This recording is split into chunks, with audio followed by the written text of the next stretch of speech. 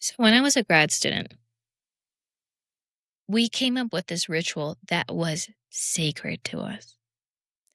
And it was whenever we were stressed out, whenever we needed to vent, which was nearly every day, we will call in a BSB night. And for those of you who don't know, well, I don't expect you to know. BSB stands for the bullshit bottle. It was almost like an emergency meeting where a bunch of grad students will pitch in, buy the cheapest bottle of wine. We will pass it around and just complain. I think that was the best part was the complaining. And we would complain about school, internships, our jobs, and of course, the latest situationship. Eventually, especially during the pandemic, BSB nights became a integral part of Fridays. It became our Friday tradition, and situationships became known as the bullshit. And to this day, we still call it the bullshit. I know I'm not the only one, okay? I know I am not the only one who has been in a situationship. In fact, I looked it up. Just last year, a YouGov survey. I just gotta add, I love these YouGov surveys. I love what they choose to survey, but, gotta give it to them. YouGov did a survey last year in 2024, and they found that nearly half of adults ages 18 to 34 have been in a situationship. In other words, nearly half of millennial and Gen Z adults have been in a situationship. This is pretty common. And so today is part one of a 3-part series because, yes, this is a lot of information and I just can't fathom packing it all into one episode. So I am going to split it into 3 episodes. So 3 episodes in which we are going to talk about situationships. Today's episode, I am going to focus on what makes them so common and why do they leave us with more than just heartache and a cheap wine hangover. Welcome to Things I Meant to Say Naked, a podcast about mental health, desire, intimacy, and the truths that we carry in our bodies. I'm Figs, a certified sex therapist, a licensed mental health counselor, a lover, and someone who has spent way too much time overthinking and turned that into her career. This show is part education, part commentary, and part love letter to the versions of us that don't know what the hell we're doing, but want to feel really good doing it. Some episodes will be just me, offering insights, stories, and spicy takes on the erotic. Others will feature guests, lovers, and maybe a little bit of chaos. So get comfy, and let's get into things that we were meant to say naked. Although this podcast explores themes of mental health, relationships, and sexuality, it's for educational and entertainment purposes only, and is not a substitute for professional mental health care. If you find yourself struggling, please reach out to a licensed provider in your area. So, as a 95 baby, I consider myself a zillennial, okay? I am right at the end of millennial, and I am right at the start of Gen Z. So that means my childhood was filled with playing outside and getting dirty with the neighborhood kids. I had scraped knees and dirt under my fingernails literally every day. But by high school, Instagram and Snapchat were already part of my daily life. I grew up with my parents telling me to never trust strangers and much less get into their cars and MySpace. And Tinder felt like this scary thing when I started college. And now it's ironically just standard practice for singles. Whereas people once had these meet cutes at grocery stores, on campus, or through friends, now we have near infinite access to people we otherwise will never meet. And on the surface, that sounds like freedom, meaning people outside of your daily life, outside of your social circles. That sounds great. But in practice, online dating has made us more individualistic, and more homebound. So instead of hitting up our local jazz bar or weekend event, campus event, many of us are doom scrolling through Tinder, Hinge, or Grinder, swiping through what feels like an endless catalog of potentials. And maybe this is the pandemic that made us go indoors. They made us over reliant on technology to manage the most intimate part of our lives. But this is something I'm seeing that started way before the pandemic. And I say this because some researchers believe that online dating is creating what's called a choice paradox. The more choices we have, the harder it becomes to choose. So think about it like this: it's like being on Netflix and staring at all those show options that we spend a good 30 minutes deciding what we're going to watch next, despite their growing watch list that just keeps accumulating. And then sometimes just becomes so overwhelming that we end up just rewatching our comfort shows. So online dating plays by similar rules. But here's the catch. So the way that many of these apps work is that you cannot see your next potential until the one on the screen you have to make that decision to match with them or not. And this pressure to decide becomes so overwhelming because you don't know if the next option is better. And then you're thinking of like, what if I can't go back to the person I didn't swipe right on? I have friends that have created strategies on online dating in which they review their messages, their matches, see which ones to eliminate to give them the option of being able to match with the new potentials, because now there's a maximum amount of matches on Hinge, which is crazy. I can't imagine talking to 8 people at the same time, but that's the maximum, and people are actually creating strategies so they can see more options outside of 8. Online dating has turned the intimate into a gamified form of consumerism, and it's putting a lot of pressure on folks to have the best online profiles to keep a person's attention for more than 2 seconds. That is ridiculous. In sex therapy, in my private practice, I don't necessarily call myself a dating coach. I don't, but I find myself that it is part of sex therapy in an extent. Whereas in sex therapy, we talk about communication, we talk about consent, we talk about boundaries, we talk about expectations, and how to communicate that, especially in the beginning of dating when it's so important. And so, of course, I'm going to see online profiles. My clients love showing me their Hinge profiles, their Tinder profiles, and they're like, "Hey, Figs, what do you think?" A lot of times, I have to comment on how the profile can be so surface level and doesn't really show their essence. And although I speak in a very much humanistic perspective where I encourage folks to meet people in outside settings, I encourage my clients to join clubs, run clubs, hobbies, you name it, improv. I always encourage them to meet people organically because that's when you really get to know someone, especially in their setting, in their environment. And so the idea that you have to form a whole opinion about a whole person in 2 seconds because there's another option, it's ridiculous to me. It's surprising to me. If you haven't noticed already, I haven't online dated in a long time, so maybe this is why I'm a little biased. But I will go into this, and maybe after hearing this, maybe you'll try online dating a lot less because this is where it gets a little bit more interesting. A lot of researchers postulate that online dating extends to actual dating. We cannot commit just maybe because there's someone still better out there. It's that choice paradox again.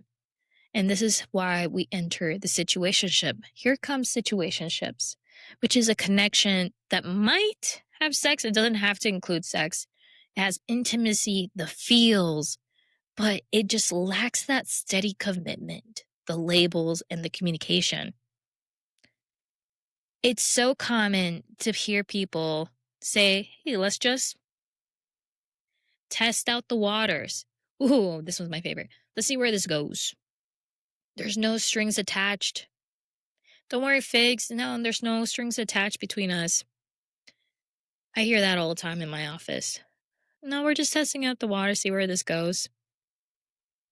And it's interesting because situationships have almost become a natural step before committing to a relationship.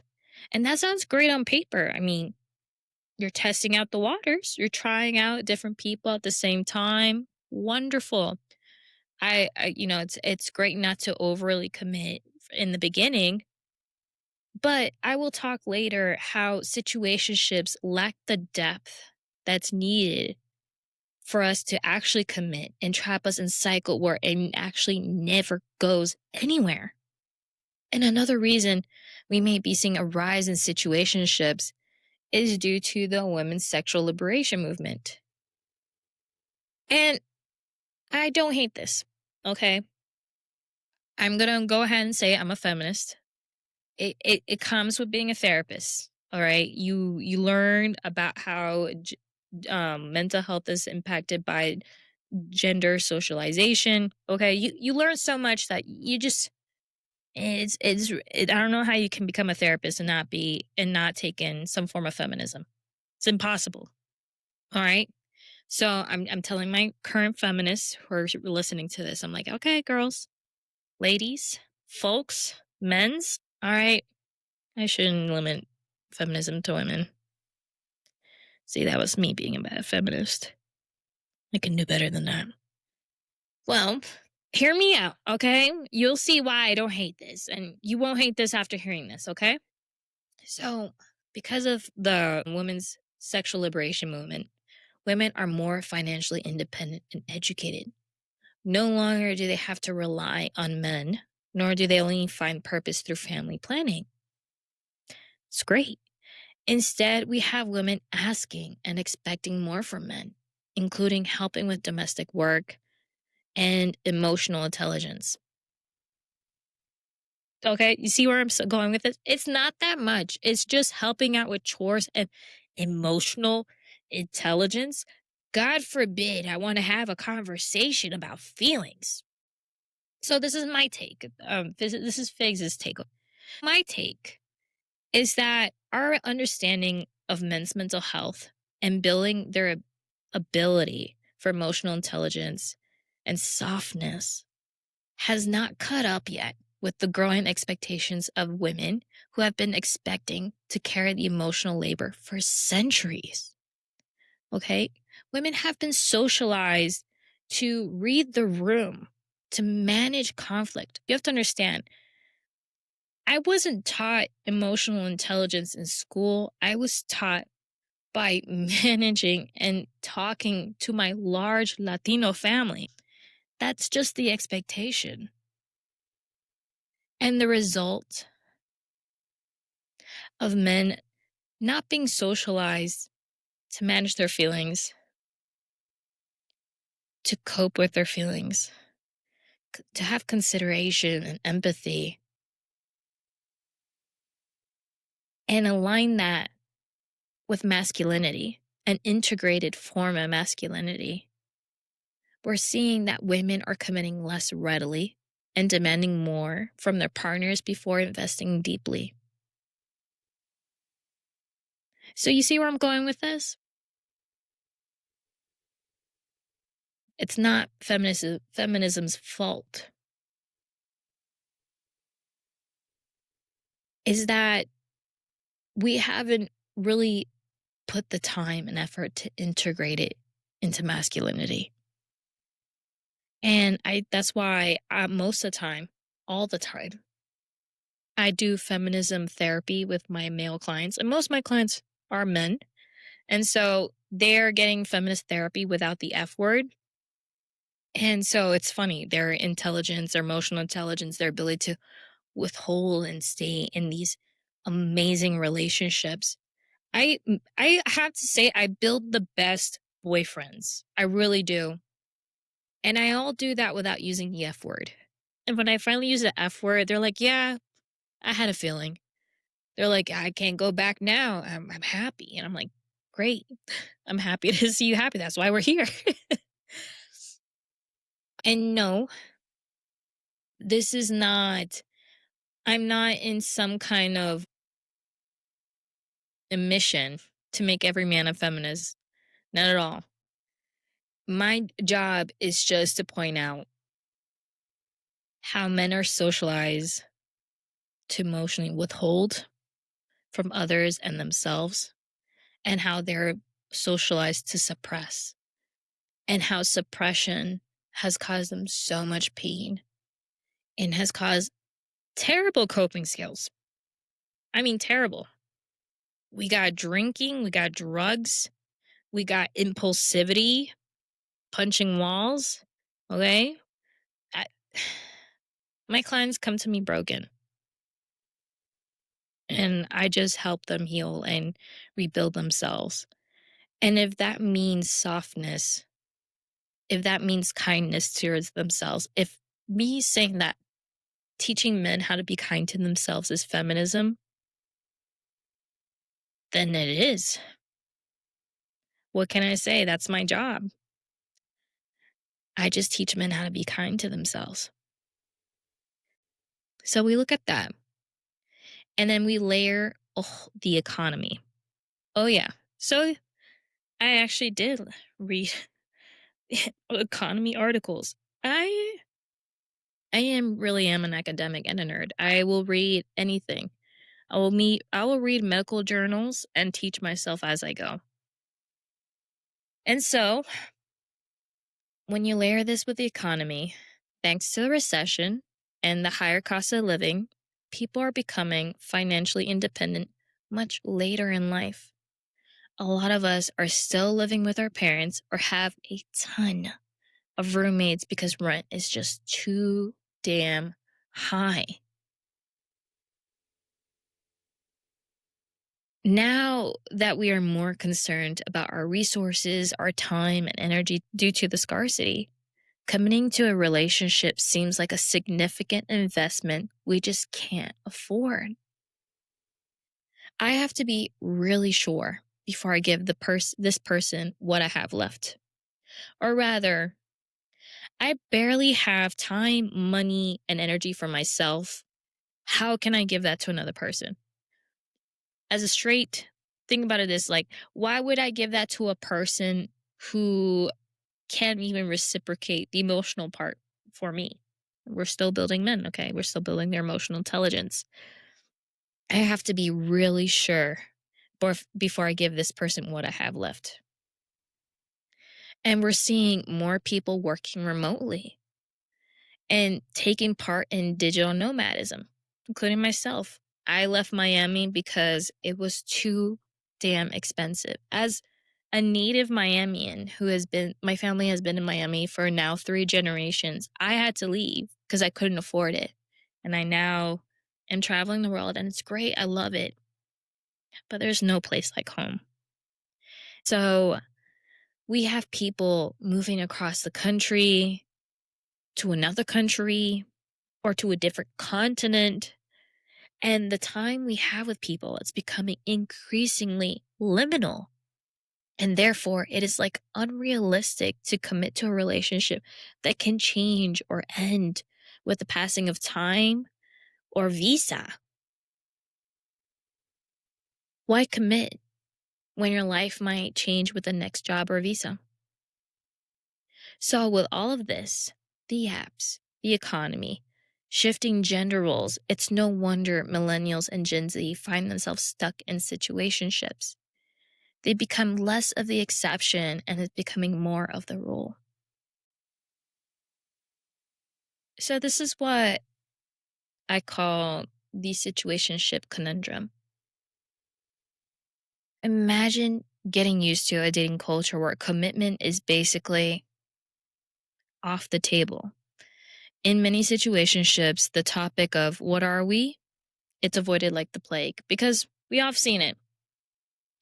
We'll text, "So what are we?" Or maybe we'll ask, and that's the end of the situationship. Or worse, we get ghosted. How many times I've heard when my clients or allow themselves to be vulnerable in these situationships, they are met with no response. And I will talk about that actually, I believe, in the next episode about the effects of ghosting, especially in terms of situationships. But look at that. A dating culture created this step before commitment where we avoid catching feelings. We even memeify it. I cannot tell you how many memes I found where the worst thing possible, the worst outcome of dating someone is surprise, actually starting to like them. That's ridiculous. Situationships often continue because they're rooted in fear of rejection, fear of vulnerability, fear of losing what little connection there is. And I notice, and this is me being in the therapist chair, it's just that this fear, again, fear of rejection and fear of vulnerability, fear of losing what little connection we have, we avoid actual vulnerability necessary to create and form genuine relationships. But that's the thing is like this culture is make it wrong. It's wrong to catch feelings. God forbid. And there's like that whole cycle. That's the conundrum. And I will go into this much further because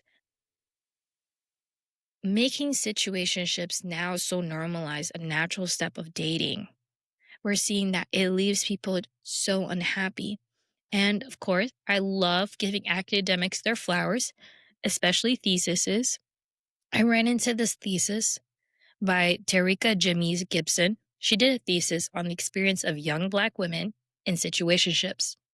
And they found that many enter hoping it would transition to a committed relationship. Yeah. And instead, they often experience anxiety, high levels of anxiety, I might add, and dissatisfaction when those expectations weren't met. So, yeah, entering the situationship is understandable. But here's the issue: the lack of communication, the lack of labeling, the lack of having communication about exclusivity, of pacing, of clarity leaves people in distress. And that's what makes staying in one hard to justify. Let me be clear. I don't want to confuse situationships with ethical non monogamy. I don't.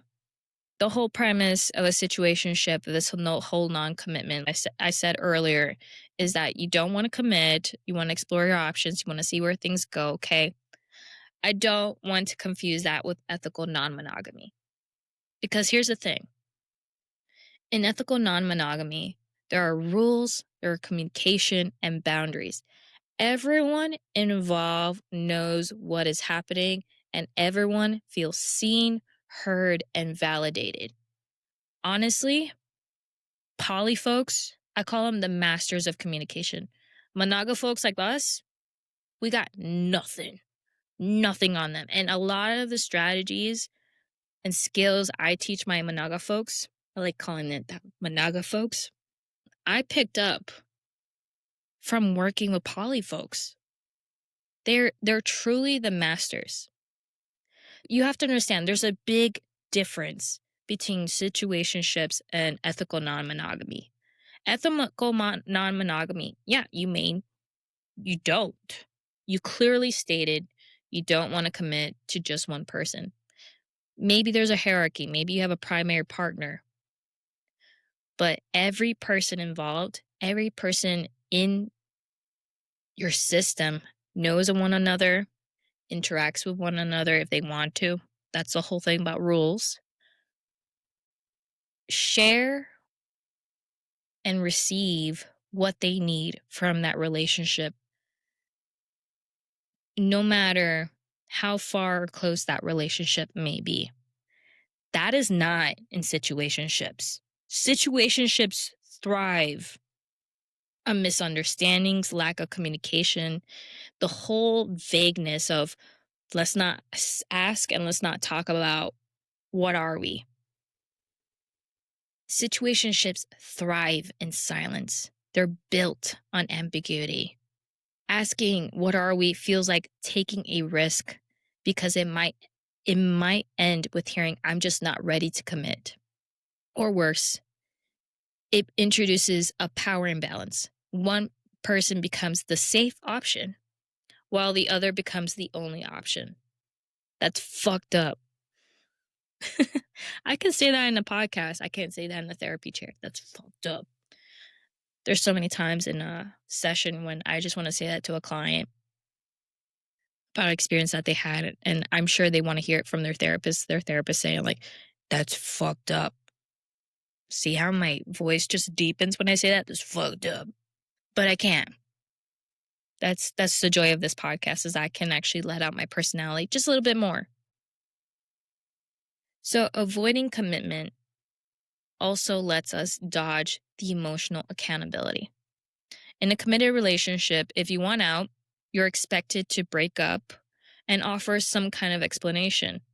Something that gives us closure, or maybe, I prefer this actually, points us towards self improvement.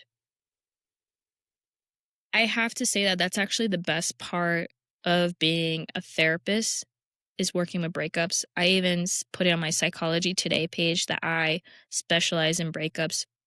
People seek me out because they need help breaking up with their person or they need help uncoupling. And I love turning something that can be very difficult to form a confrontation that's very uncomfortable and turn it into a point of self improvement, of self growth, of self love. It's magical. I love it. But proper breakups require vulnerability in itself, confrontation, and conflict management skills. Skills many of us never learned. Insert men. Okay, not just men. Okay, a lot of us don't know how to manage conflict. We avoid it. In a situationship, no such obligation exists. And that's why so many end with ghosting, leaving the other person hurt and confused. And the ghoster, in turn, avoids ever learning how to have a hard conversation or building intimacy. You see how they're just not helpful for our mental health? Surprise, surprise. And here's the trap. The ambiguity of a situationship means the person can leave at any moment, no matter how long they've been together. That makes vulnerability nearly impossible. But without vulnerability, intimacy can't deepen. So it becomes a cycle. Who will bring their walls down first and will it be reciprocated?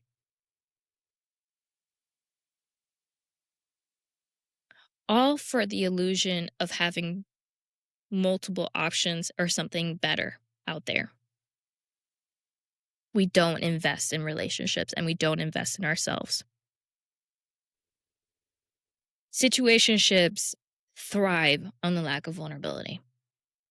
When there's no intimacy, the other person remains an enigma. And so what ends up happening is that we project onto them, filling in the blanks with fantasies of who they could be. In healthy relationships, you get to know the real person, their values, their coping skills, how they handle conflict, and from there, decide whether that aligns with you. But in a situationship with days of silence, punctuated by late night texts of, hey, you up. You rarely get any clarity. You may stay attached, and to justify attachment, you lean on projections. And situationships prevent us from truly seeing whether a person is actually a good fit for us. You see the trap? By avoiding hard conversations, you don't even get to realize or learn if you really like this person. They just are just projections of things that we hope for. And, maybe the sex is great. That too. Let's not forget that this is also a sex therapy podcast. And so situationships keep us locked in a loop where the very label of non commitment guarantees that things stay non committed. So, yes, situationships can feel safe, familiar, even exciting at times, but they also can keep us stuck. And the antidote? It's vulnerability, honesty, and courage to walk away when what's on the table is not enough. Commitment doesn't have to mean forever, it just means clarity. And clarity is always sexier than confusion. So, what do you think? Are situationships a stepping stone? Or are they just emotional limbo? Either way, buckle up because the next episode, we're diving into the real harm they cause. Oh, yeah, no, it gets worse from here. I just want to make that clear. It gets so much worse.